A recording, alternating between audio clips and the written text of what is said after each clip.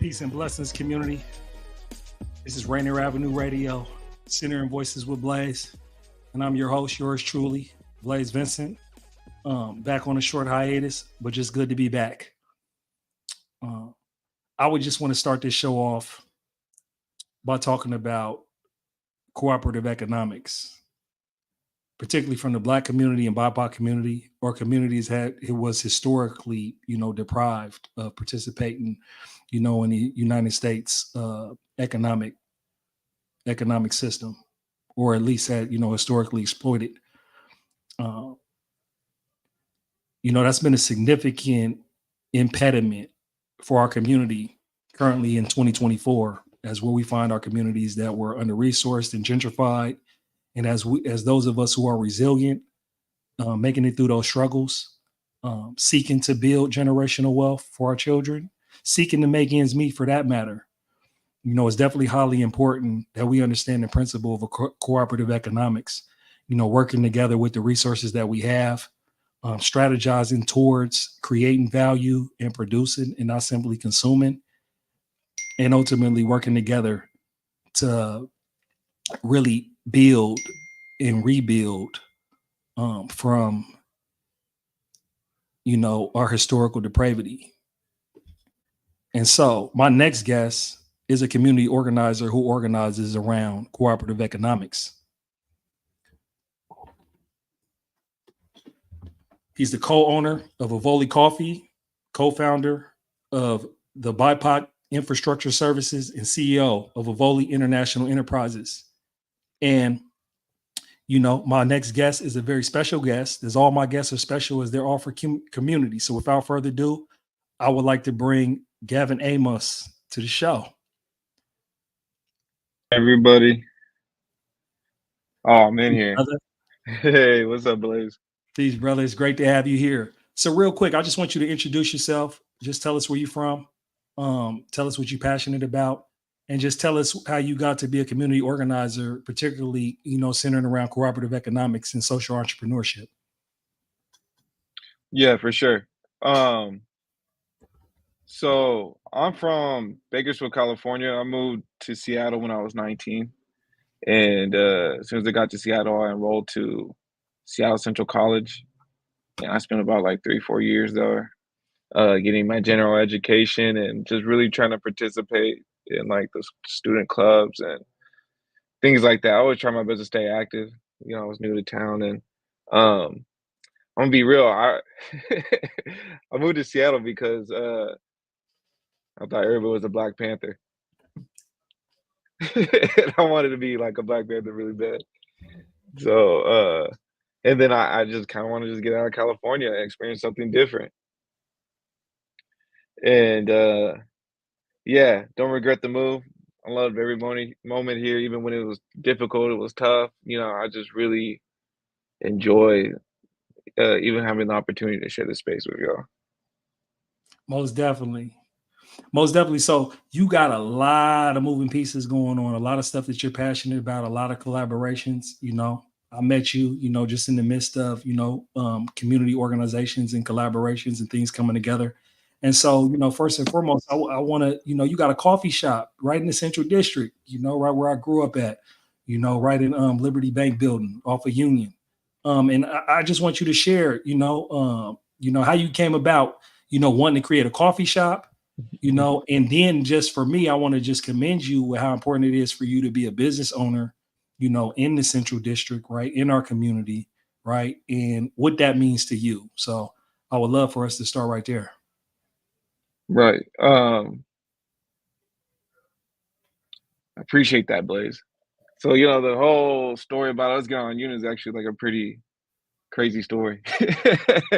But I just had this idea in my head. I'm a big independent learner, and and I really do believe in organizing. And I've been blessed enough to be around organizing circles where I was able to learn a very thorough analysis on like working politics and economic justice and indigenous rights and just like a myriad of disciplines, and being able to synthesize, all that information my best way. I just came to the conclusion like, I can't work a job.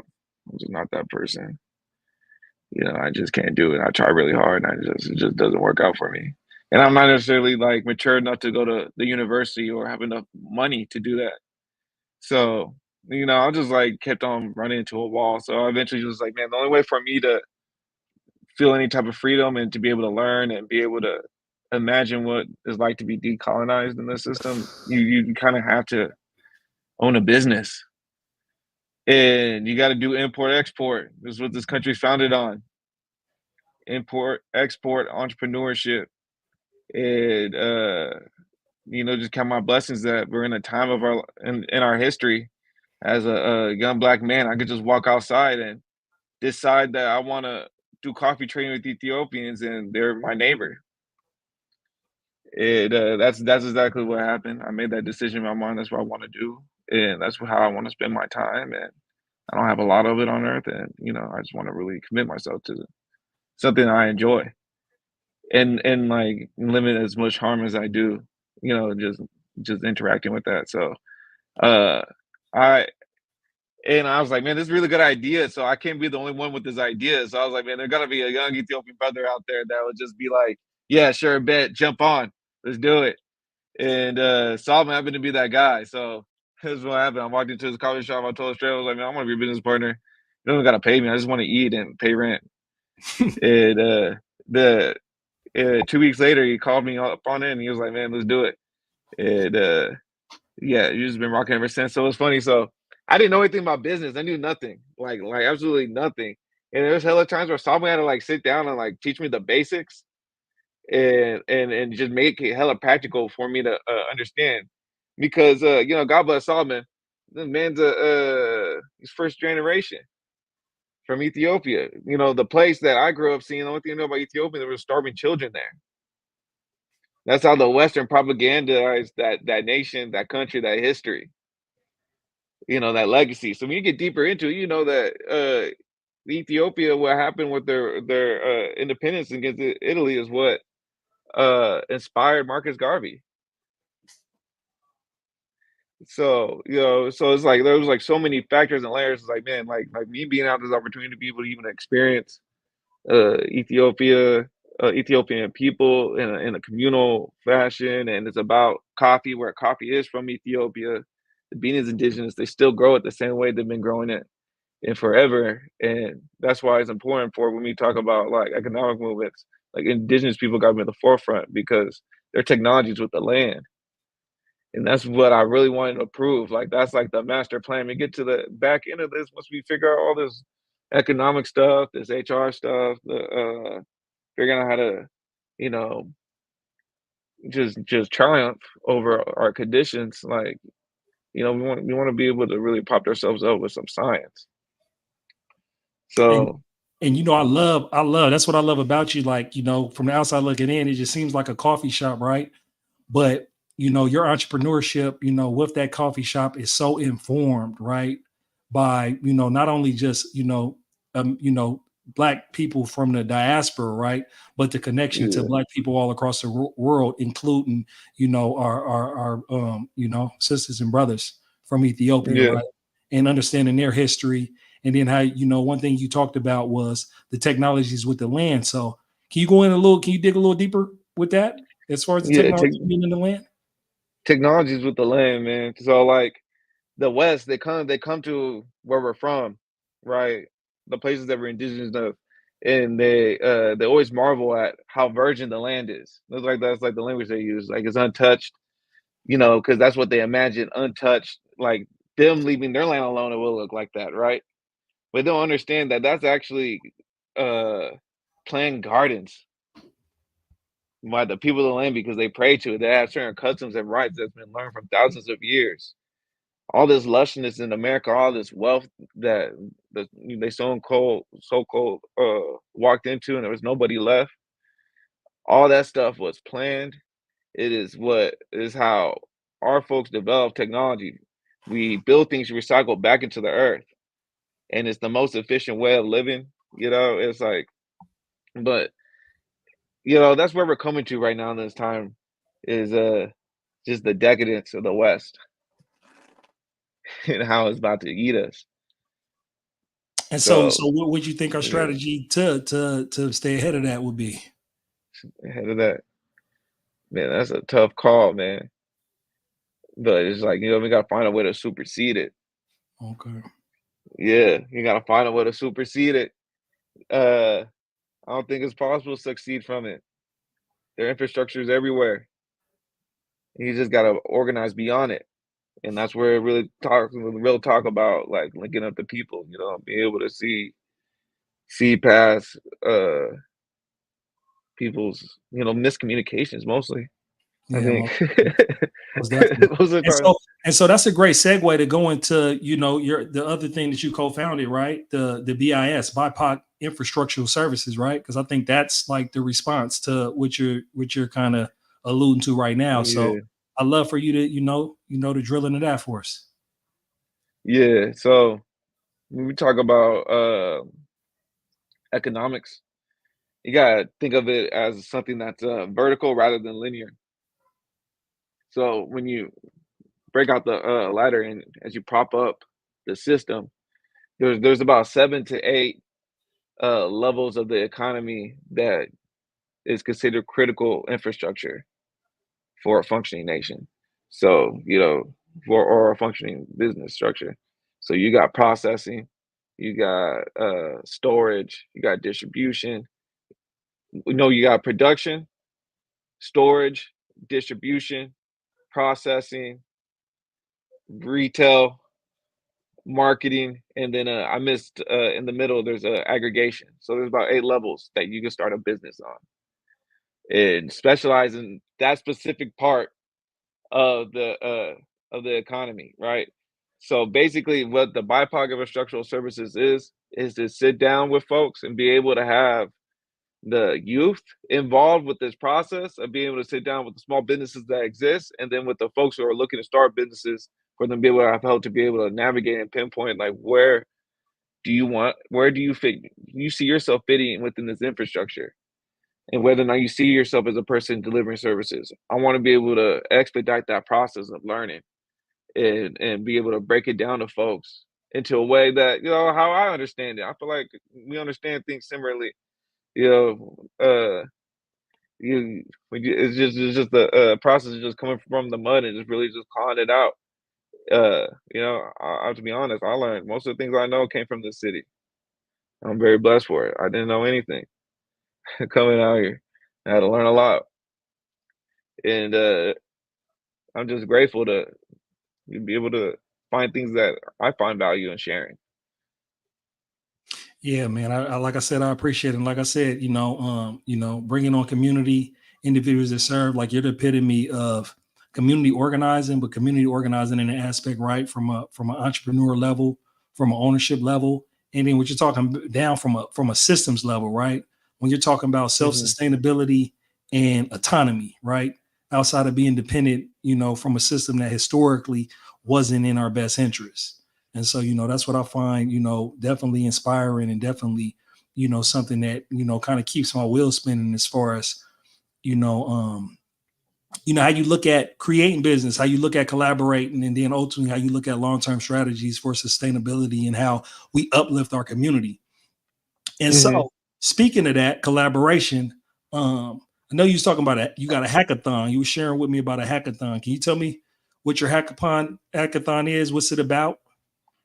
Yeah. So a hackathon is basically a place where people of well, at least how I imagine it, people of all experiences be able to come together and be able to build skills on working towards solving a problem in the community, or traditionally used into building a specific type of technology or learning a certain type of skill, and with it ending in designing or building some kind of object.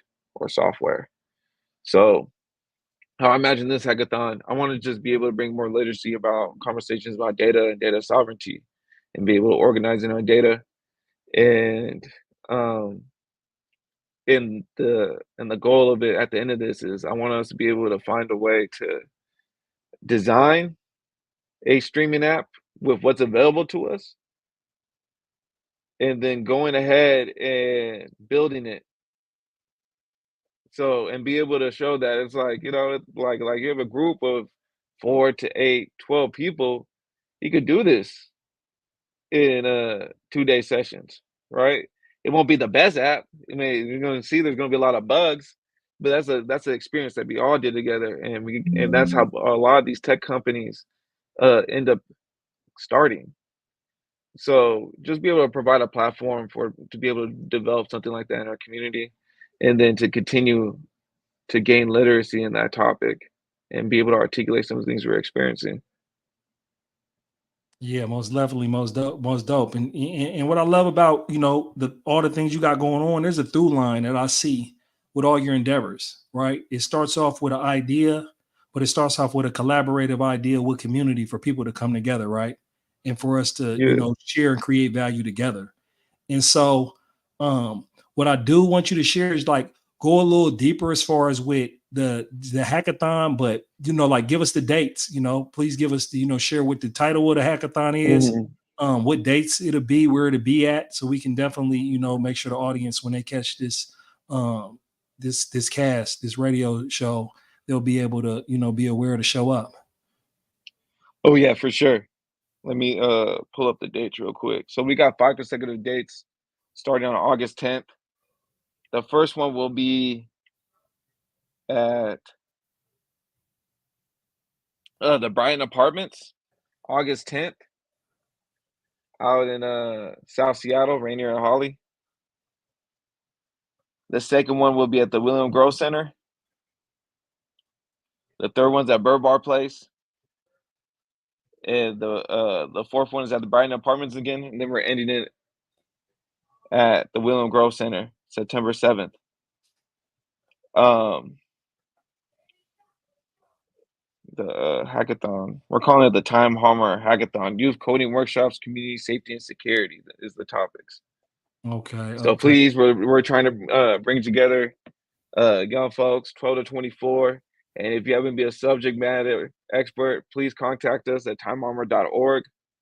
We would love to get some participants and volunteers and be able to share this knowledge.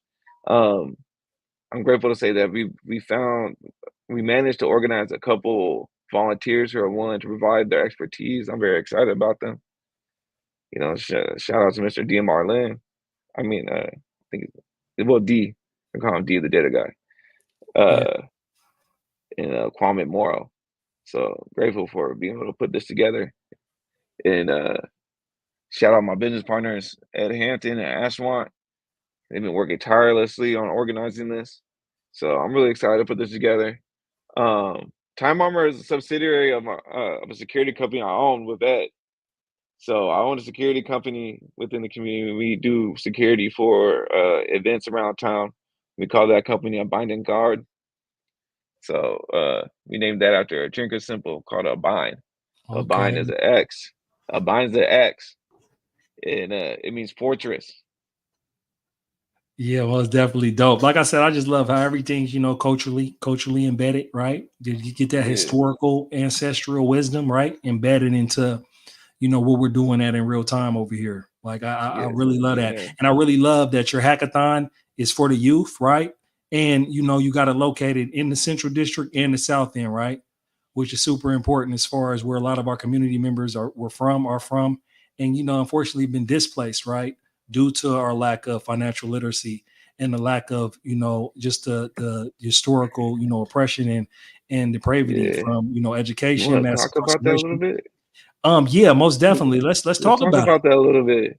Because like I had a lot of I've been blessed to have a lot of these conversations with folks from the neighborhood, and even being from both LA and Inglewood, and then being able to bounce out to other cities. And they really say that. Well, what happened in Seattle is a cold piece of just designed economic sabotage. Yeah, most definitely. Exactly. Exactly. Most definitely. So, like I said, man, we have to come back on the show because I think that's a whole show in and of itself, right? Right. The Yeah, deliberate plan, the deliberate system, what we know historically, what we've delineated, what we've survived, and what we're able to tell and how we're overcoming it, right? And so, while we're talking now by how we're overcoming it and solutions that we have to like move forward, it's definitely important, for our community to know historically where we've been at and what we've been through to give an yeah, understanding as far as how yeah, important it is, right? Of this cooperative yeah, economics and how yeah. important it is for us to work together and for us to build together and for us to, resource each other together. That's what's so important is the amount of black ownership that was in the Central District prior to the 80s Yeah. and how powerful the economic base was. Where like when I brought up the production, processing, distribution, aggregation, being able to have the financial piece to it, all the levels of the economy there was a time when that was present within the city and Absolutely. then in the surrounding community. So it's just like this is a cool piece. This is a cool piece. I'll be thinking about that a lot. Yes, most definitely, most definitely. And so I do know, you with your community organizing, you also support other people's and other community members' endeavors as far as events, special events going on. And so Mhm. I know you wanted to plug our brother, in our area, jazz event. So can you please share about that? Oh yeah, yeah. I was able to manage to organize a jazz show with Art Noir in partnership with Mr. Gary Hammond.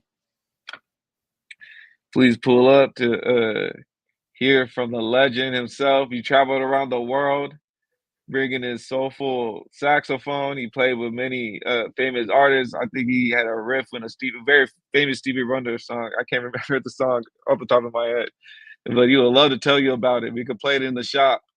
Um, Yeah, please, please. This is very rare. I don't think he does very many concerts over the years. We're trying to change that. I hope we get a good showing at this event next Friday, August 9th. It's going to be completely free, 7 to 9.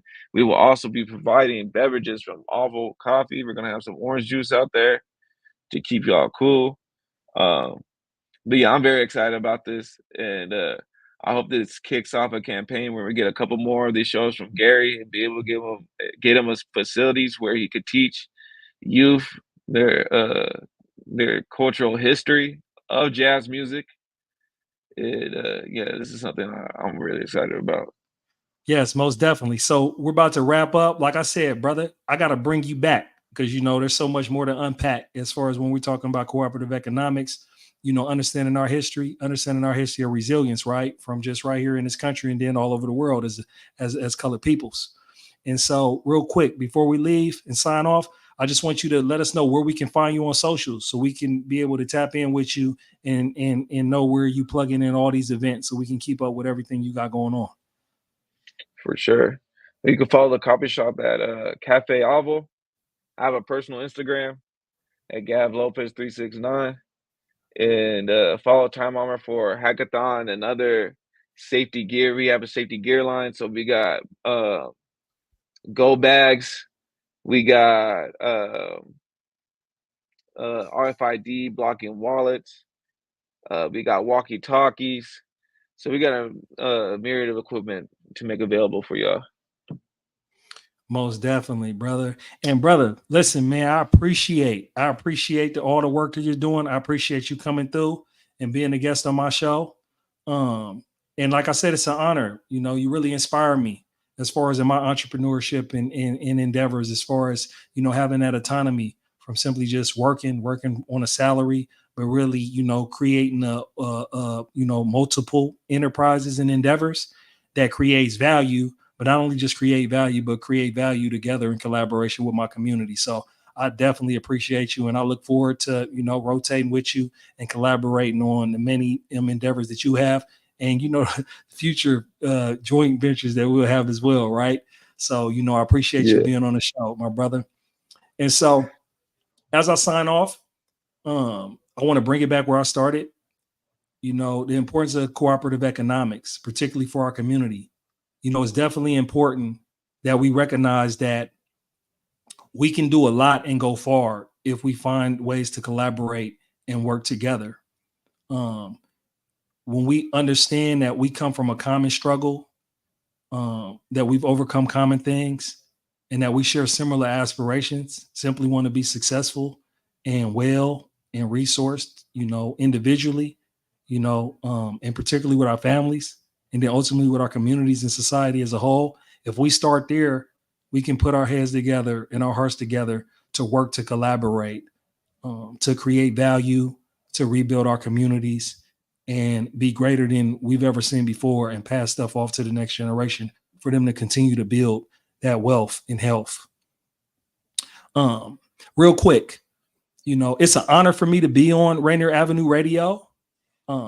It's community access radio, and this is possible with the support of viewers and also the support with donations. So please, if you donate, if you look at the top left of my screen, please, you can donate it from Venmo at Rainier Avenue Radio, as is definitely important. All contributions will be directly reinvested into the Rainier Avenue Radio and all the programming that's here and the production, and, upgrading our tech to continue to give you quality content for our community. And with that said, this is Rainier Avenue Radio, Centering Voices with Blaze. It's an honor and a blessing to have this show. I'm glad for everybody who showed up live. I'm grateful for everybody who comes across this particular video. Please share it. Please like it. Please subscribe and follow on multiple platforms, including YouTube and Instagram. You can find me at Centering Voices on Instagram. And again, like I said, it's a blessing to be able to have this platform, to not only be able to share my voice with the world, but to amplify and center the voices of my fellow community members. And with that said, until next time, peace and blessings, community. I'm out. Peace.